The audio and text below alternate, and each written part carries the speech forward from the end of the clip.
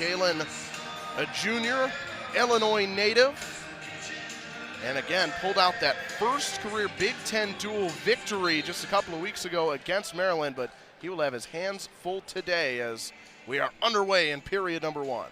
Yeah, they met last year in the duel, over in Purdue, and Ramos ended up with a tech fall. So, I mean, watch there. He's in deep on a single. Ramos already establishing position, just lightning quick as he takes the back. Just so confident this year, too, with his offense.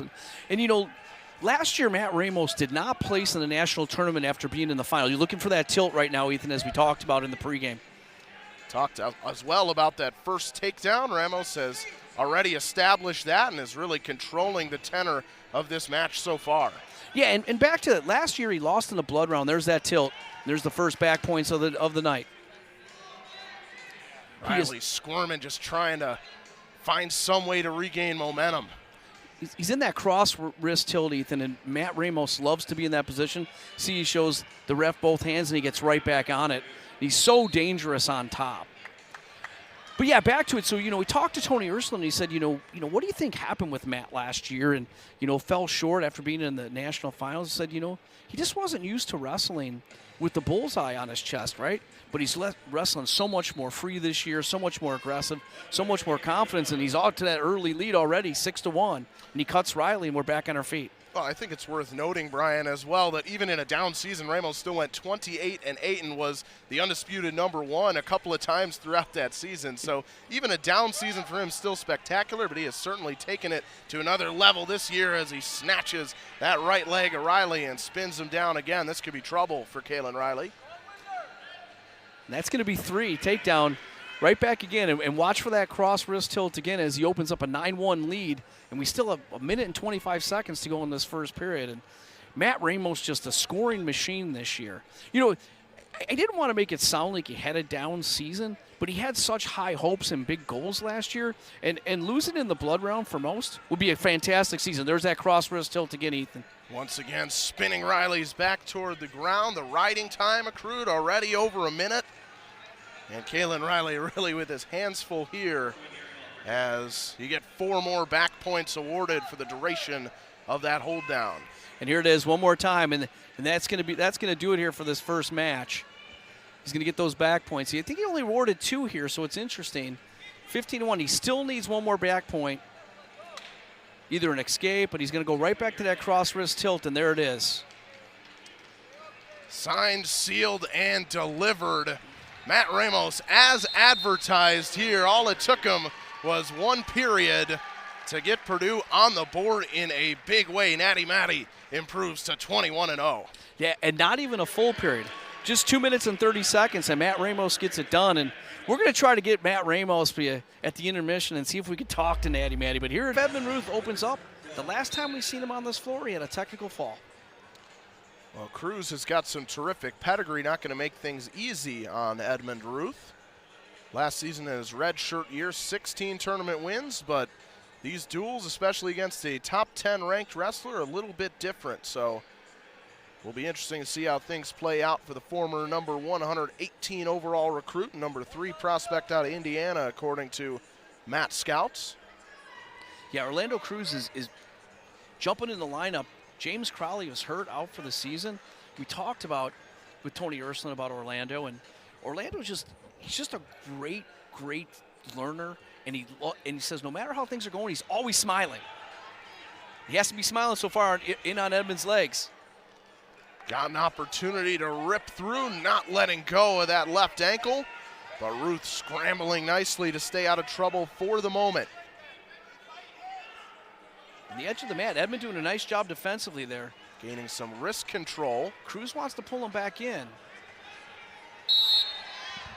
And Ruth with just a savvy veteran maneuver, dragging the freshman outside of the confines of play.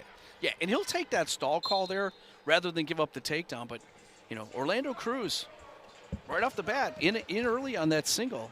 And, we talked to Coach Puetta, too, about Edmond opening up his offense. And seems he's just so hard to score on. So he just kind of waits the match out. We just want to see him open up like we did against Matt Kubas here when he had a tech fall. Ruth just 9-5 on the season, a slow season by his lofty standards. Guy who's the reigning Big Ten champion at 174 pounds. First team All Big Ten.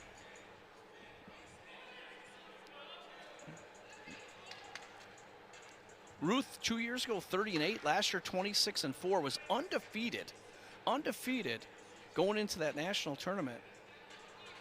Won the Big Ten title. Edmond finished 8th last year.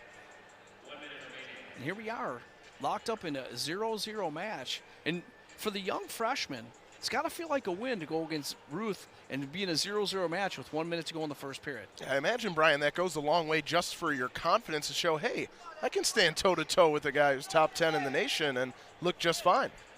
Yeah, I mean, the thing about it is, too, is that Edmond is just, he's very comfortable on his feet being in a defensive style, but he's not much of a top wrestler, not much of a rider. So you're going to see this match go on their feet. It'll be interesting to see who gets their choice because Orlando goes down. I'd love to see what Edmond does because if he's going to let him go, maybe ride him for a little bit.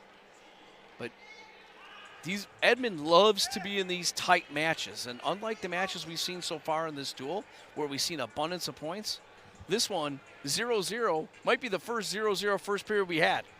With the way that things have gone today, it has really been incendiary collisions all day long, but not so far in this one. Both wrestlers feeling each other out, taking their time to ease into the match, and the freshman and the senior remain knotted up after the opening period. Yeah, and Cruz is going to go down here against Edmond, looking to get on the board first. It'll be interesting. Cruz gets up and out here. We'll see if Edmond opens up a little bit. He loves to get to those double unders. And then if he ever gets in that blast double situation, he's just so hard to defend. Nice little short sit by Cruz. Ruth, the Pennsylvania native, transfer from Lehigh. His brother, Ed Ruth, formerly on the coaching staff here and a tremendous wrestler in his own right. And Edmond said a couple of seasons ago when Ed left the program, he obviously loves his brother, no doubt about that, but an opportunity for him to get out of Ed's shadow a little bit and be his own wrestler, and he has certainly been that. Terrific. Obviously winning that Big Ten title last season and very much a contender to do that once more. Yeah, and a big shadow to get out of because his brother, Ed Ruth, 3-time national champ, only lost 3 matches in college. So one of the highest winning percentages in the history of Penn State wrestling. But Edmond doing a great job. The old announcer's curse, Ethan, as I just criticized Edmond for not being very good on top, he's controlled this whole first minute of the second period.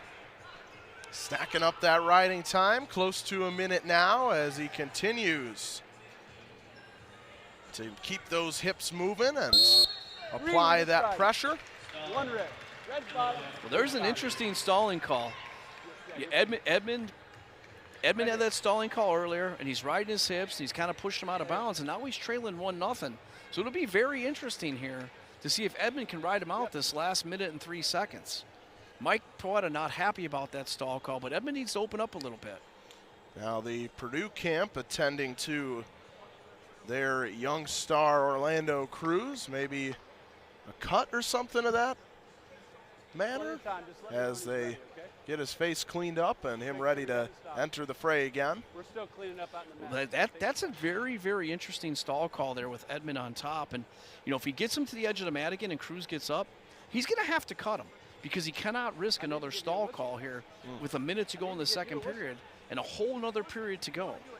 But he does need to accumulate at least 3 more seconds of riding time, see if he can get that over a minute.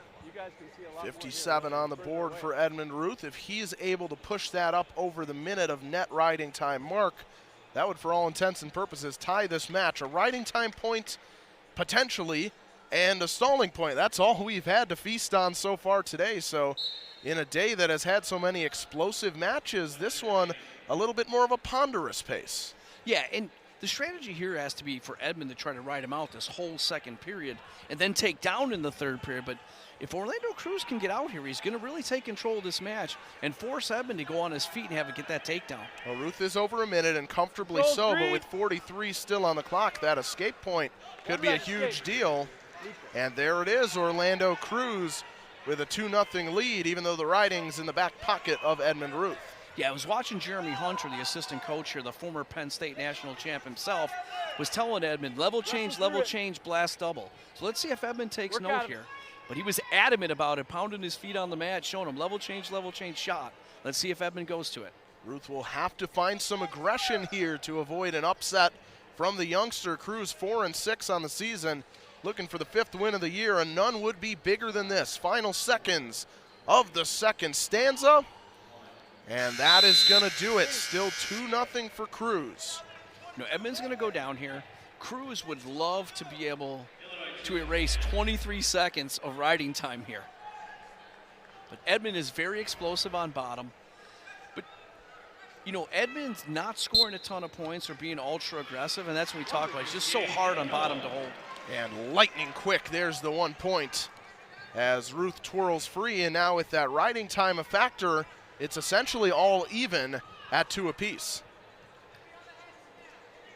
Oh, but he's going to look to push the pace here. See if that other stalling call comes into play. But my point with Edmond is this. You know, as you progress through the season, you obviously have to be able to win these close matches, but you also have to be able to open up a little bit so you're not always wrestling a close match in the Big Ten tournament or the NCAA tournament. Again, that's what Coach Mike Poeta was talking about. He wants that mentality to go out there and be dominant, and that'll help you win the close ones as well as gain more bonus points and blowouts. And as this goes on, the confidence of Orlando Cruz continues to gain, and the Purdue bench is really getting into this match. Edmond is so familiar with being in this situation, also very patient, but at some point, it's time to pull the trigger. Minutes to go, and you have to imagine from a psychological standpoint, Ruth definitely feeling some pressure here. He's already had a up and down season by his standards, and now the spunky freshman giving him all he can handle in period 3. 40 seconds here, and Edmond Ruth has still not mustered any offense so far against Orlando Cruz.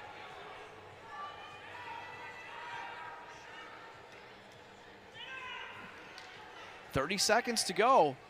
Ruth trailing 2-1, but as you said, he's got that riding time, and he seems content with it. And that riding time just about locked up as we go under 20 seconds left. So that riding time point is now in the hip pocket of Edmond Ruth. 2-2 for all intents and purposes. Edmond Ruth loves to wrestle in overtime. Looks like he's going to get a chance right here, barring something drastic. 6 seconds to go, and another stalled position. And 2-2 at the end of regulation in a long, laborious clash between the youngster and the veteran. Well, very interesting here, too, because a stall call here would end the match. And Edmond not pushing the pace, but he loves being here. Several overtime victories last year. In his last match, he won in overtime. The pressure and anticipation mounting toward the end of this clash at 184. A lot of confidence, a lot of wind in the sails of Orlando Cruz, but Ruth slides around, and there it is. Edmond Ruth hadn't mustered up any offense for 7 minutes, but when he needed it most, he finds a way and sends Cruz out with a defeat. Edmond overtime Ruth gets it done once again. But he's Luffman maybe with a little bit of extra motivation after being a part of that heartbreaking defeat last time out against Rutgers, taking the loss to Yaroslav Slavikowski in that final wrestling match of the day that sealed the deal and delivered Rutgers a razor-thin victory, 16-15. So now Luffman out there wrestling with a purpose, but Filipovich, who shared that Most Improved Wrestler award along with Isaac Rubel last year, had 4 falls that he recorded, had an 11-10 record last season, 9-10 this year. After going just 5-22 a couple seasons ago in his first year as a starter, he's come a long way, and I'm sure will give Luke Luffman plenty to handle in this collision today. Yeah, and he was a state champion in Indiana at 195, and he's grown into that heavyweight. He's still a little bit undersized compared to Luke Luffman, but as you said, he's done a great job, and he's a competitor, and he likes to battle. This duel last year, Filipovich and Marinopoulos wrestled. It was a great match. Offense, Marinopoulos won 8-6, but came right down, so he's battle-tested. But big Luke Luffman here loves to wrestle in front of this home crowd. Luffman channeling that energy as he so often does, but Filipovich not giving him anything so far through about 90 seconds. Both heavyweights just easing their way into the conflict. Feeling each other out here, a lot of hand fighting. Once Luke starts to get, what I've seen from Luke this year, once he starts to get going, he just really opens up.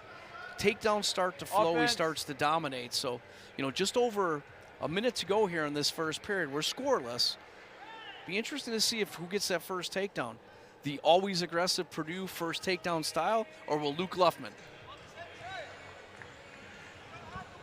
Still a stalemate with a minute to go in that lengthy first period. The first period 3 minutes, the other 2 periods just 2. And of course, you wonder for some of these heavyweights, and the conditioning becomes a factor and a challenge for both these guys in excellent shape and very much up to the task.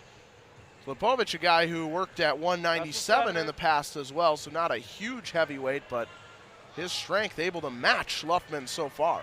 Nice front headlock here. Luke trying to get on the board here with just over 28 seconds to go here in this first period. Luke needs to pull him on the mat here, Ethan. See if he's able to drag Filipovich back in there. Just working around the perimeter and barely staying within the confines of that orange mat. And now he drives him on out, does Luffman. So we'll get a reset with 8 seconds to go in the initial period. Yeah. And referee Jaron Quincy, first stalling call on Filipovich. Red. Second period choice. That'll do it. So no score, just the one stall call, but not amounting to a point. And now Filipovich will elect to start from the bottom here. Luke's been very, very good on top. And I'm looking over at Luke's record, and 5 of the last 6 matches that Luke has wrestled has been, every one has been a top 10 opponent. And in that time, Luke's went in 4-2 in the last 6 matches against top 10 opponents. He's just faced a remarkable schedule. Just 3 losses on the season, and all of those, Coach Mike Poeta said, are to All-Americans. So as he slams down Filipovich, you figure he's very much in command and has the advantage against someone like Filipovich, who, while solid, does not have quite that same pedigree. So the Purdue man trying to flip the script and thwart Luffman for the first time that an unranked wrestler has done so. Yeah, nice lift and bust, get the crowd back into here in this last match. Trying to seal the deal here. Looking for that wrist ride. 7 dual wins so far for the Illini. 2 wins today for Purdue. Luke Luffman looking to make it 8. A great 8 for the Illini. Nice way to get back on track for Mike Poet and his crew. And the storyline today is not just the victory, it's the aggressiveness. It's the point scoring. We didn't see that against Rutgers. And I don't know if it was the travel or the layover or what it was. But today, tons of match points. Last week in Rutgers, they had 30 match points. We've seen 30 in the first 2 matches. Just tremendous explosiveness, especially from the Illini camp. Obviously, we knew Matt Ramos would bring that. He absolutely did to start this thing off with the technical fall victory over Caelan Riley. But ever since that was over, it has really been all Illini, save for the win at 157 for top 5 ranked Joey Blaze. Luke Luffman here in control, riding out Filipovich the whole period with just 10 seconds to go. And guarantee Luke will go down and try to get those first points on the board. But he's basically going to have riding time secured with the 2 minutes of riding time. Not mathematically sealed, but all but sewn up for Luffman. And so if this remains a very slow type of clash, that works in Luffman's favor with that riding time on his side. Yeah, and Filipovich here is just going to let him go, and he knows he's got riding time pretty much secured, so he needs a takedown. The need to see some aggression from the big man for Purdue. Already been warned for stalling once as well. Filipovich, such a dominant wrestler in high school, like so many of these guys are. 44-0 in his senior season back in 2020-21, looking to channel some of that prior success here against the dangerous Luke Luffman. Yeah, as we said, though, 195 pounds and now wrestling Luke Luffman, who's a full heavyweight, right? Wouldn't be surprised here if he gets that second stalling call. It's not much pace, but Luke is working him. Filipovich's back is constantly to the edge of the mat. That second stall call is going to come here pretty soon. Filipovich has done just enough from a strength standpoint, but that advantage probably is on the side of Luke Luffman. Luke's been great this year with low single shots, and, you know, just surprised he hasn't attacked more, but looking to work that edge of the mat as we talked about. And there it is. That's going to be that second stall call, and there's the point. And now, for all intents and purposes, with that riding time now secured, that makes it 3-0. So not only does it make a takedown more urgent, but that would only tie things up. Oh, he's got him locked in the cradle, Ethan. Oh, and he let it go. He had it. He had it. Luffman was looking to put a big old exclamation mark on this day for Illinois, but credit to Filipovich finding his way out of it. Yeah, Coach Spud seen that cradle locked up, and he jumped out of that chair as quick as he could. Final 20 seconds of combat today. Great showing by the Illini here as they prepare for #1 Penn State in 2 weeks. Right back here in Huff Hall. Penn State possibly. Nice re-attack by Luffman and another takedown. There it is. One more for Luke Luffman as he brings this crowd into a well-deserved applause. Boy, Purdue showed off that scrappy mentality, gave it all they had, but the Illinois Fighting Illini with a dominant performance underscored by 8 victories.